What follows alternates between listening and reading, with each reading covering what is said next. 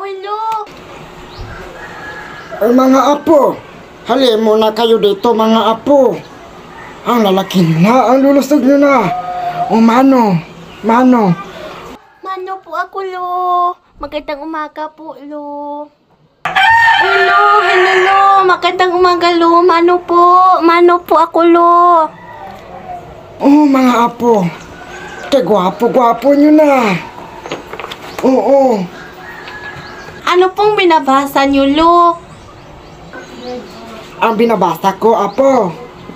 No limit ang hireto, apo. Oo. Napakahalaga, mga apo, nitong libro na to. Kasi, sa panahon noon, apo, yung mga bayani natin, yung mga ninuno natin, ginagamit nila ang pagsusulat para ipahiwatig ang kanilang nararamdaman. Lalo na ang ating pabansang bayani na si Jose Rizal.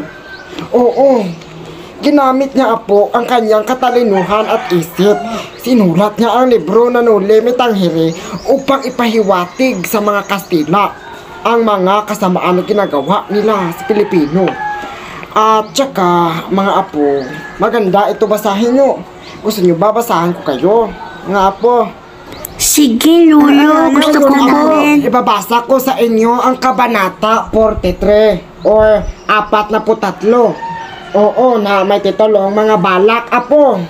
Halika, makinig kayo. Lapit, makinig kayo sa akin, mga apo. Bakit po mga balak ang pamagat niyan, Lo? Magandang tanong yan, apo. Sa kabanatang ito, nagpapakita si Rizal ng iba't ibang layunin ng mga tauhan. Halimbawa, balak ni Padre Damaso na ipakasal si Maria Clara kay Linares. At saka, ginawa niya ito upang mapanatili ang kontrol sa kanya.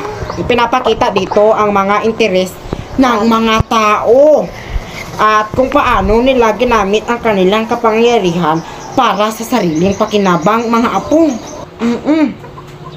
Parang nakakaintriga naman. Oo, apo. Ngunit sa kabila ng kanilang mga balak, ipinapakita rin sa kabanata na ang bawat tao ay motibo mapabuti man o masama. At iyon ang kagandahan ng aklat na ito. Dahil binibigyan tayo ng pag-unawa